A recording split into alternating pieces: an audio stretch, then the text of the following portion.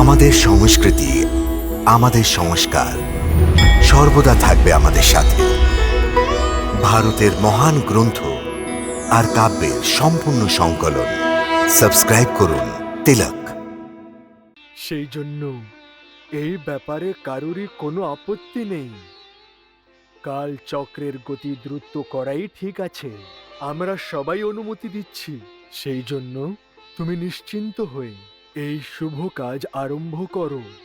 কিন্তু প্রভু, দেবী রুক্মিণী প্রদ্যুম্নের শৈশব লীলা থেকে বঞ্চিত হয়ে যাবেন। আমি কি যুবক প্রদ্যুম্নকে সম্রাসুরের বধ করার পর আবার শৈশবকালে ফিরিয়ে আনতে পারবো? বানামতি, কাল চক্রের গতিতে বারবার হস্তক্ষেপ করা উচিত নাই। তুমি একবার ভুল করেছিলে, যার পরিণাম স্বরূপ তোমাকে অসুর কুলে জন্ম নিতে হলো। হে প্রভু, এই ভুল আমি আর করব না। ভানামতি, রসায়ন বিদ্যার ব্যবহার করার আগে যক্ষ, গন্ধর্ভ এবং নাগ দেবতাকে অবশ্যই স্মরণ করো।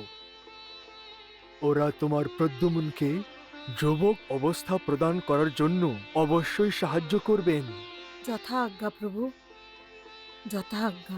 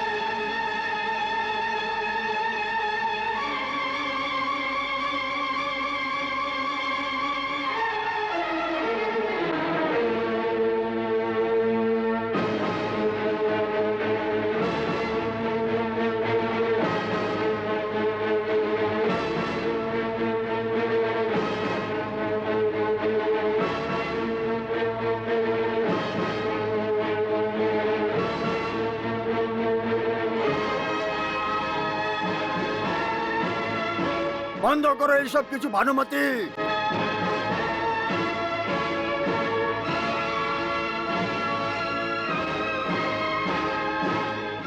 গুরুদেব, প্রণাম গুরুদেব। আমি তোমার প্রণাম স্বীকার করতে পারবো না, কেন গুরুদেব?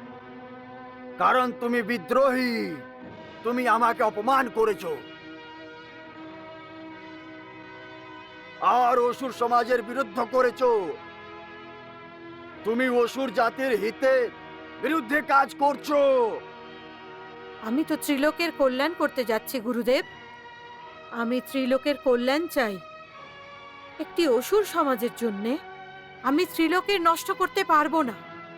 আর আমি আপনার কাছে এটাও প্রার্থনা করছি গুরুদেব, যে আপনি সম্রাসুরের মতো অধর্মের সঙ্গ ত্যাগ করে সত্য এবং ধর্মের রাস্তায় চলুন। তুমি আমাকে জ্ঞান দিচ্ছ, গুরুদেবকে পাঠ পড়াচ্ছ। না না গুরুদেব, আপনার মতো তপস্বী আর জ্ঞানীকে জ্ঞানের পাঠ পড়ানোর যোগ্যতা আমার কোথায় আছে? যদি তুমি আমাকে তপস্বী এবং জ্ঞানী বলে মনে করো, তাহলে আমার আজ্ঞাকে কেন প্রত্যাখ্যান করলে? এই বালককে এখন পর্যন্ত কেন নষ্ট করনি? অনুচিত আজ্ঞার পালন করা মানে পাপ কর্মের সমান সমান ভাগীদার হয়ে যাওয়া গুরুদেব। আপনি তো ধর্মের রাস্তা থেকে পথভ্রষ্ট হয়ে গেছেন। সেই জন্যই আমি আপনার আজ্ঞার বিরোধিতা করার জন্য বাধ্য হচ্ছি। আর সেই জন্যে আমি আমার পুত্রকে কদাপি নষ্ট করব না। যদি তুমি একে না নষ্ট করো, তাহলে আমি একে নষ্ট করে দেব। এটাই আমার উদ্দেশ্য আর এটাই আমার ধর্ম। আমি আপনাকেও একে নষ্ট করতে দেব না গুরুদেব।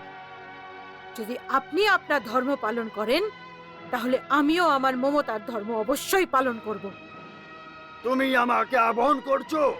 আমি প্রদ্যুম্নের মাতা মাতা আর সেই জন্য ওর প্রাণের সুরক্ষা করা আমার প্রথম ধর্ম। আর যতক্ষণ পর্যন্ত আমি জীবিত আছি আমি আমার ধর্ম অবশ্যই পালন করব। আনুমতি, যদি তুমি আমাকে আবাহনই করতে চাও তাহলে এই শেষ ইচ্ছাটাও পুরো করে নাও, কিন্তু মনে রেখো এতে লোকসান তোমারই হবে। লোকসান অর্থাৎ হানি?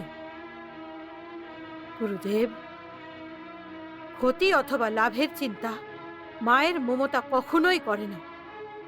সেই জন্যে আপনি এই কথার মর্ম বুঝতে পারবেন না, কারণ আপনি একজন মায়ের হৃদয়কে কখনোই বুঝতে পারবেন না। ঈশ্বর এই বরদান পুরুষদের দেয়নি গুরুদেব। আমার এই ধরনের অন্ধ আবেগের কোনো প্রয়োজন নেই। আমি তোমার পুত্রকে নষ্ট করতে যাচ্ছি। আমিও দেখবো যে তুমি আমাকে কি করে বাধা দাও।